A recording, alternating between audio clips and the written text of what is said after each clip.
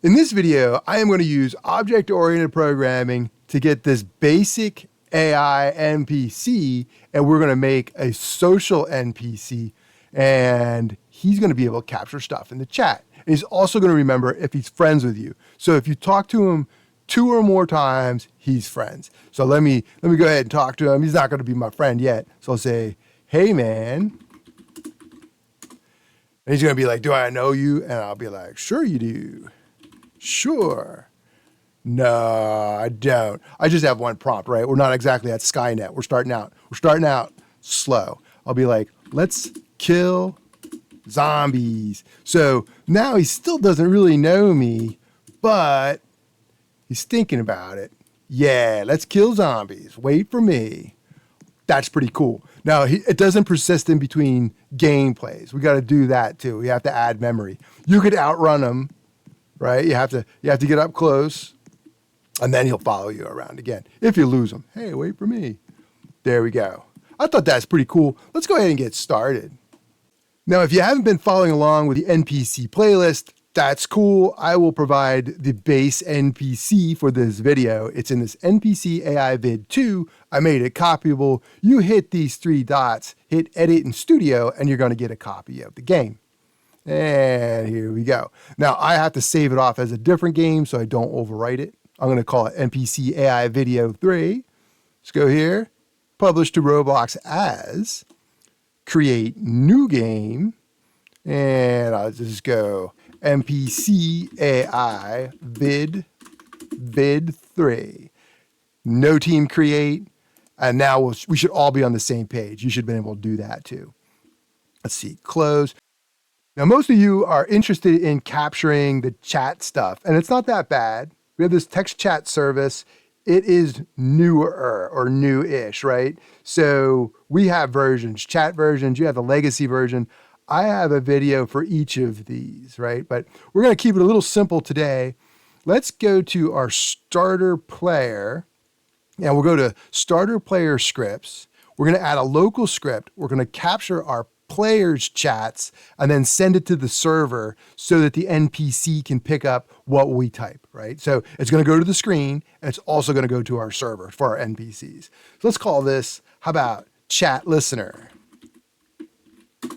All right, now we'll come over here. I'm going to get rid of that print statement. I don't need that.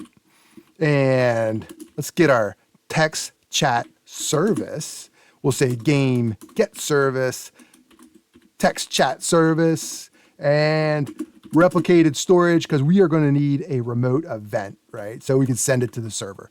So let's do, how about get service, replicated storage, and before we get our remote event, we need to add a remote event. Let's take a look at replicated storage real quick. Open it up. We have our AI modules. I think I'm just going to add it right on replicated storage level. Hit the plus, remote event. And that is the gateway between the client and the server. So what should we call this? How about chat to NPC? There we go. And now on this line, we could get our chat to NPC from replicated storage, wait for child. That's what we want. It's going to be pretty simple. We're going to say text chat service dot sending message, and we will connect that to a function. We'll get the message. And now this is the part that a lot of people mess up. When we fire an event on our chat to NPC, do the colon, fire server, we need to do message.text. If you just send the message, you're going to have a problem. All right, we can put a little print statement here. Let's see if we're capturing it. Say print message equals, how about message.text. See what we got. Make sure this is firing and we're not getting any errors.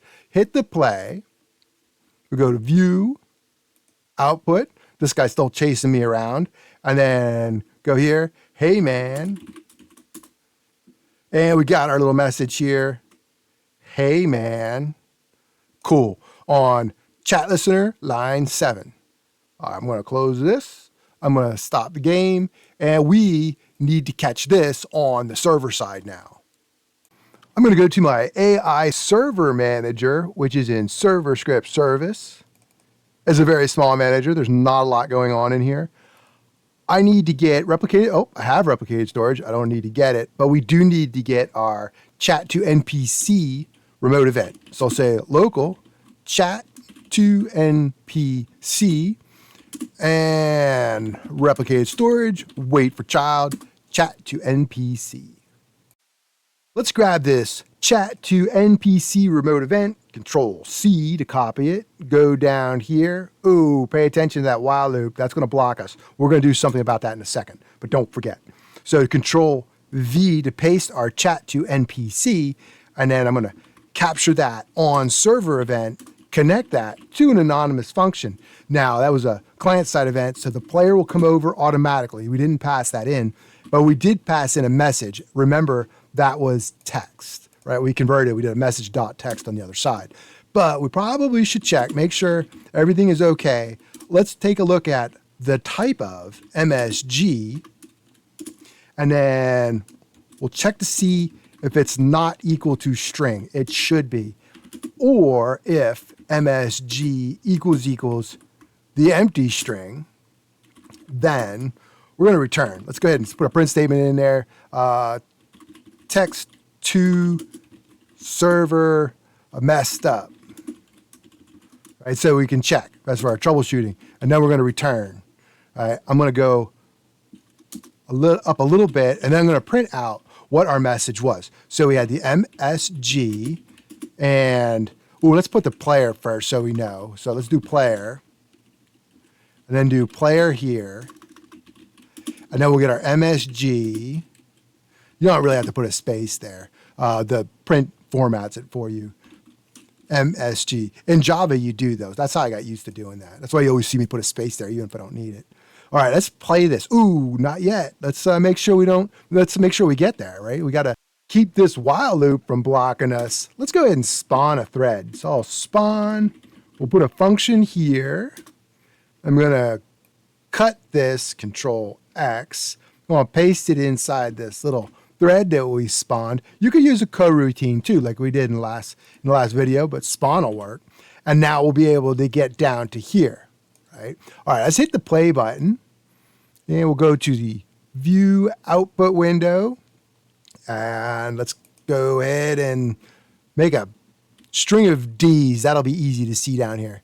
Hit the send. Oh, look at that. The message, that's the client side right here.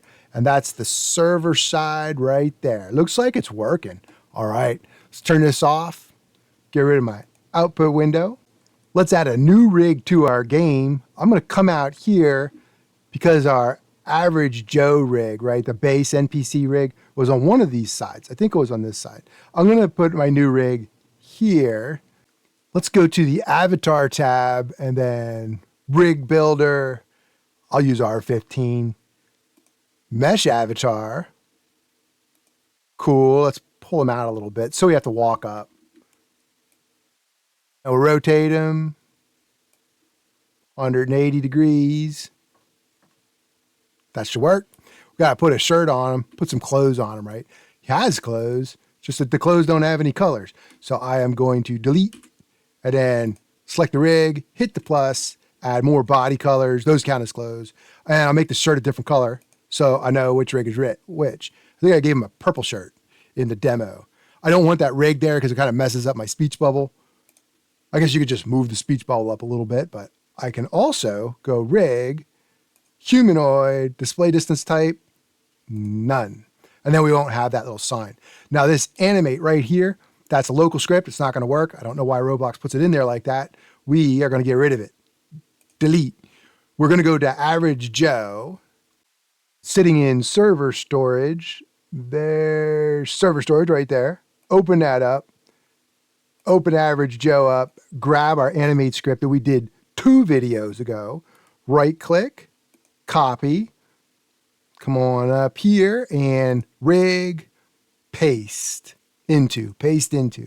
All right, let's call the rig something that makes sense. How about Social Sam? All right, and we have to tag them. Right click, the tag. Remember, we have 2 of these, and I have one that I like more than the other. Do I feel lucky? Oh yeah, that's the one I like. They both work. All right, I tried it out. They both work. So we don't have him checked because he's not just an NPC and we just added him to the world. We are going to actually call him social NPC. I originally thought we'd call all the NPCs NPC and get them all at once, but they're going to use different tags for different NPCs. So social, he's selected here, social Sam. I'm going to check it, and that should be good. All right, I'm going to close this. I'm going to drag social Sam down to server storage where he's going to be cooling off with average Joe. Now let's open up replicated storage. Find your replicated storage, open up the AI modules. And here we have our base NPC.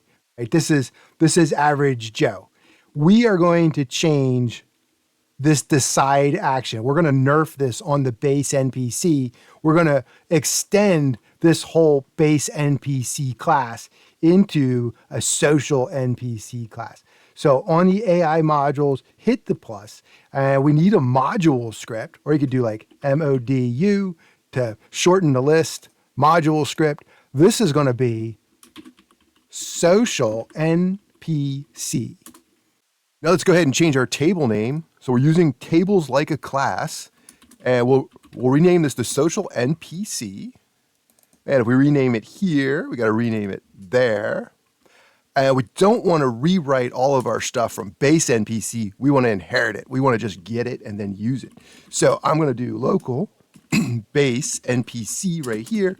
We'll say require script.parent.base NPC, because social NPC is right here, replicated storage. Under AI modules, that's the script, that's the parent, that's our base NPC. Now, in order for social NPC to be inherited, we're not going to do that in this video, but we might want to extend social NPC. We should set the NPC dot underscore index, so we can index all the stuff in social NPC if we want to extend it. All right, so we'll go ahead and do that. Should I put a space here? No, I'll just cram this in here too. Now what we're going to do is we're going to set this meta table for the social NPC as the base table, right? So here's our base table. And then what we have is if something is not in social NPC, go look in base NPC. And now we have our inheritance. So it's not quite as straightforward as it is in Python and Java, but we still have it, right? We can still use it. Now I'm going to do something else that's a little bit unusual. If you've done Java, you'll understand this. If not, just take my word for it. I am going to do a static table, which means as we make more and more objects, we are not going to make more and more of these, right? This is going to be one copy, and that copy is going to hold all of the objects that are created with social NPC, so we can keep track of them in the world. So the class is actually keeping track of the objects that it makes, right? And we're doing that because we have the code and we're putting the model into the code rather than putting the code into the model. It's just the way I designed the AI system. Maybe we should put some comments in this code because it's kind of tricky, right? So let's go ahead and put a comment here for our set meta table. I'm going to say, if you look something up in social NPC and it's not found, check, if I can spell check, base NPC. All right, that'll work. Should I make that in another line? Yeah, go ahead.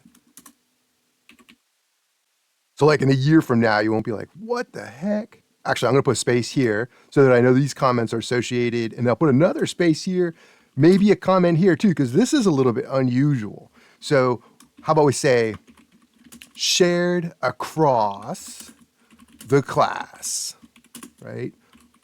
Holds references to all social NPC instances.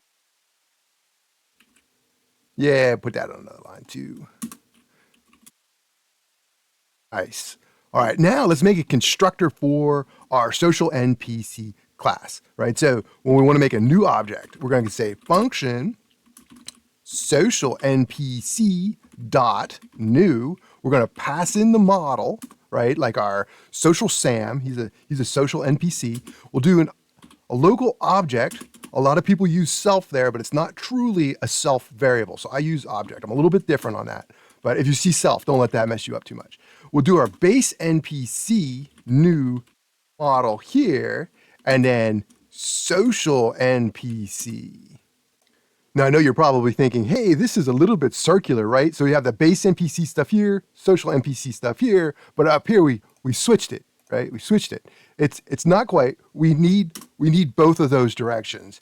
I'm going to put a comment here. Hopefully it makes it more clear, but I'm going to say make an object based on base NPC, but give it the behavior of a social NPC instance.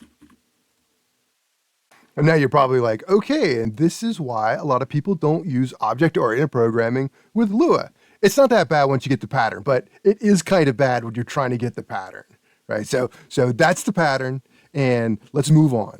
So let's get the object, and I am going to add something new to social NPC that's not in base NPC. So we have all of our stuff in base NPC. We don't have to go through and redefine this stuff, right? We're gonna get all that. We're gonna inherit all that, but that's in base NPC. We are going to have a friend score in social NPC and not in base NPC. So I just have to do that. And then let's get our social NPC dot instance is, let's do that, instance is, right? Because there's going to be multiple of them. And then we'll put the model, right, as the key, and then the object as the value. So when we find one of the models in the world, like Social Sam, we'll be able to look them up in here to see what that object is. We'll be able to get a reference to them, right? And now let's just return our object. And we create a new social NPC with this constructor. All right, so now we can add some new methods to our social NPC that's not in base NPC. How about we do a function for social NPC, and we'll do get friend score, right? And we're going to pass in the player. We're not going to use the target player because the target player is for chasing right now, right? Let's do another one too. Let's just copy this, Control C, Control V, and we'll change this. We'll do, how about increment friend score, increment friend score. What else should we do? Let's get another one. And we'll do, is friendly with. So I'm just going to do like a Boolean if he's friendly or not. We're not going to have like different categories of friends yet. So we'll do is friendly with, right? That's going to be a true or a false. And then we'll make another one. Oh, this one is going to be receive chat. We're going to need that. We'll say receive chat. And here we're going to get the player and the message. Now in social NPC, we're going to have to override the decide action from our base NPC, right? The base NPC is right here. You can open it up. If we go down and we look, we have decide action, right? And it's going to be a little different. We're going to care whether we're friends with somebody or not, but I am going to copy this because I'm going to use some of the code. Let's go down one more line. Let's go all the way down to here. That's our function. I'm going to copy it. And then I'm going to go over to my social NPC, right here. And down at the bottom, I'm going to put a copy right in here. We're going to use that. Whoops, not that. We're going to use that code so we can save some time. So let's get our social NPC here, Control C, and then we have to update this, right? Cool. This is pretty good. We have this Hume defined in our base NPC and we can use it. Let's maybe just put an extra check in here to make sure it exists, make our code a little safer. We're going to get the nearby players. This is defined in base NPC. It's fine just the way it is. I think here, I'm going to cut this out. I want to make this a little more sophisticated. And we're going to use, how about self, current state, this right here, Control C, boom.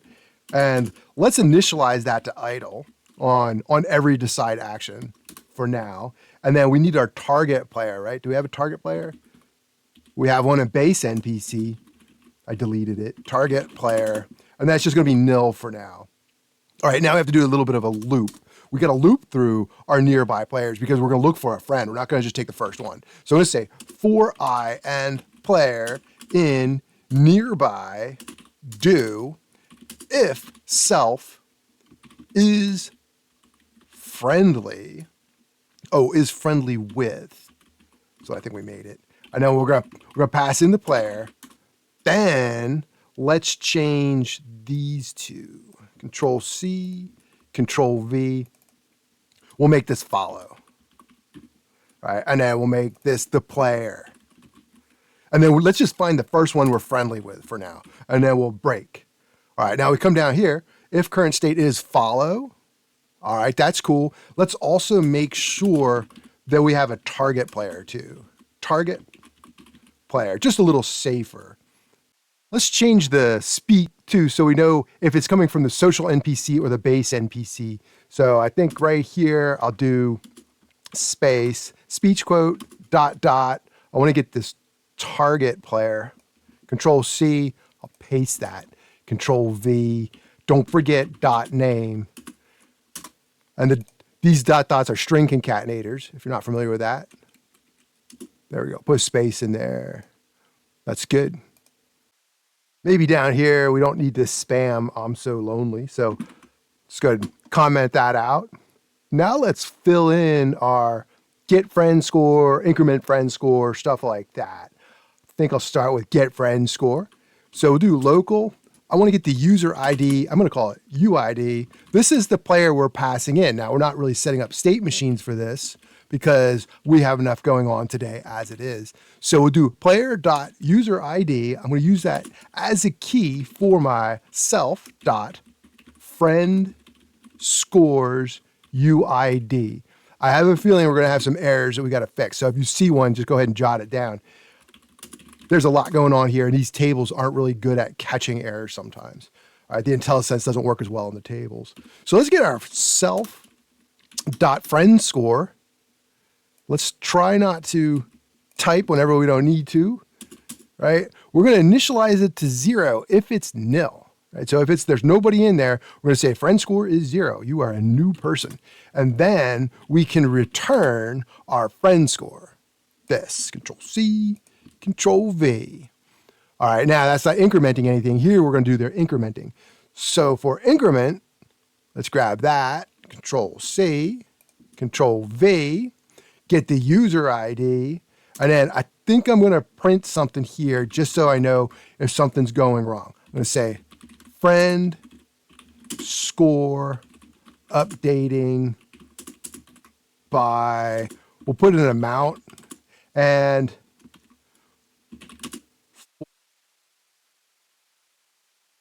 player.name.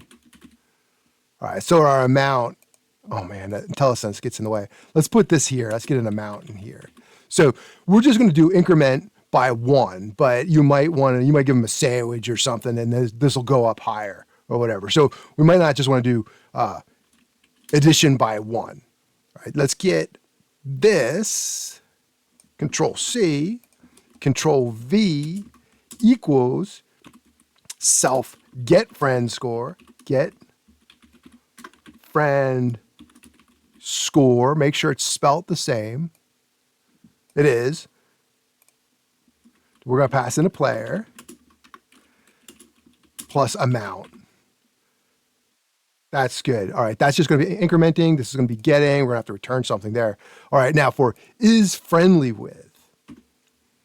Let's do, now you could select one. I'm using literals here. I'm just putting the numbers in. We're going to want something cleaner in the future. But how about get friend score? So afraid I'm going to spell that wrong. And then we'll get the player, right? Oh, how about greater than 2, right? So if you talk to them the third time, you'll become friends, right? And it'll say, we'll return true if the friend score is greater than 2. Else, return false. Cool. Receive chat. That's the most interesting. It's kind of what I really wanted to cover today. I know I got a lot of stuff going on today.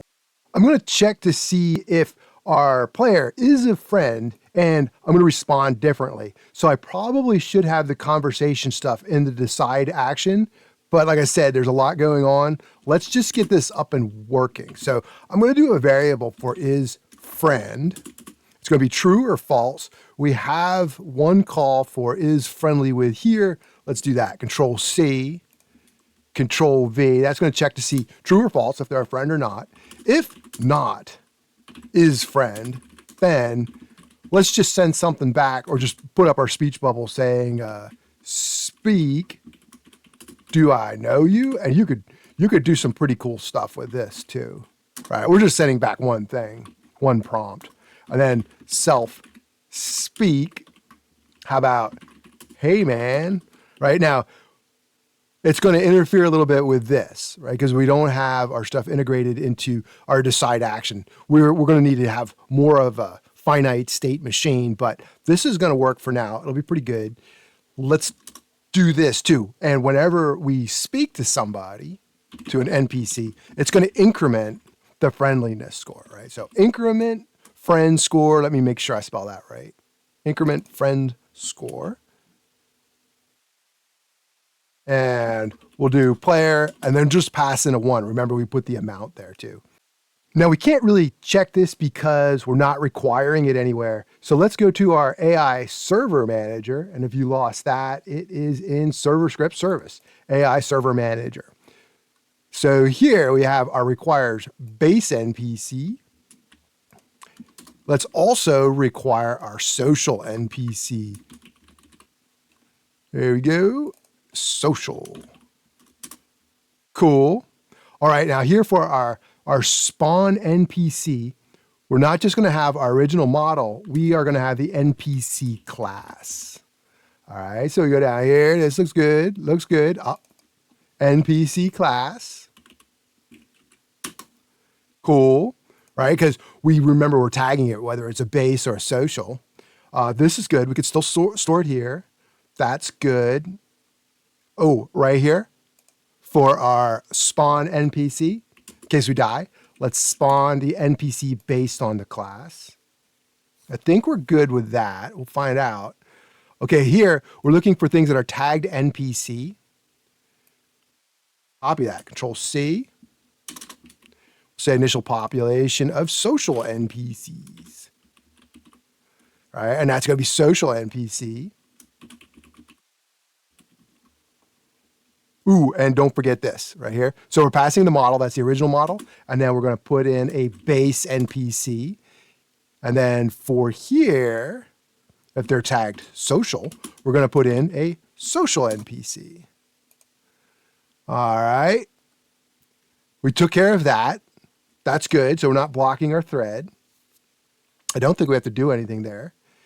And our chat, we have to expand this out, and then I think we'll be good. So this is firing when somebody says something, right? Somebody says something, we have that remote event firing in the starter player scripts from our chat listener. If somebody says something, let's do a loop. Let's say for I an NPC object in social NPC. Remember, we kept a copy of our instances. They're in a table. So we can go through the social NPCs, see if anybody's close enough to hear it. We'll say, local nearby, I'm going to get my NPC object and use the get nearby players. Now this is a little careless here. We're using a string, a literal, and we're probably going to have to clean that up at some point, but it's not bad for now, right? Let's do a for, say J and near player, right? So we'll get our nearby players and in nearby. Right, so in nearby, do.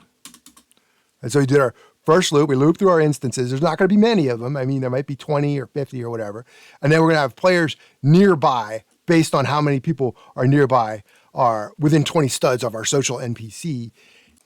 Let's do an if statement right here. We'll say if near player equals the player then. So that player, the player that sent the message, that said something. If it is the nearby player, then we are going to say NPC object receive Did I spell that right? Receive I before E. Something. That's right.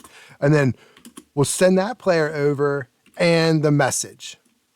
And then we might as well break, right? Now, you're probably thinking, we're going to have some scalability issues here. Yeah, we probably are, but we're going to be all right for now. Let's go ahead and try this out.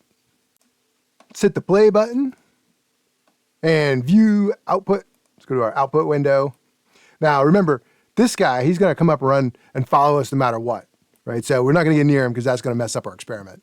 Let's come up close to our social NPC and say something like, hey, man. So that came back at us right away. I think I'm going to put a little delay in there. If we look down here, we have a lot of stuff being spammed, but I noticed that we updated our social score, right? Our friends score. Let's do it again. Let's say, yeah. Do I know you? And we'll say, and then we have our, hey, SimTech Gamer, but our speech is overlapping. I'm just going to do something with that real quick. Let's go ahead and stop our game. Hit this X. We may want to actually put a little bit of randomness in our replies. For now, I think I'm going to do some realistic delays. So for receive chat, I think for this, I'm going to get rid of the positive, hey man, like if he is a friend, because he's going to say something down here in decide action, right? He's going to say the wait for me. So for receive chat, just as he says, do I know you? I think I'll do a task.delay. Right, and then we'll just delay like maybe 0.5 seconds. Put a little function in here and fire that off in like a half a second, just so it seems like he's thinking about it. It's not instant, right? And I'm going to do something similar to this down here when he changes his mind and he goes to speak. So for here, I think I'll make that delay longer. I'll say task.delay, maybe a 2-second delay. And then we'll just get this. He can start following him prior to saying, hey, wait for me, or whatever we have. Yeah, we have wait for me. Let's just put that here. This isn't going to hold up our thread. And this will fire. He'll start following, and then 2 seconds later, he'll say, hey, wait for me. I think that'll look a little more lifelike, right? So this is in the social NPC, if you got lost. Let's go ahead and do play. Come running up. Ooh, view output. All right, and then we'll go, hey, man. Do I know you? See that little delay? I like it. Yes, you do know me. Do I know you? He's still not convinced. Let's kill zombies.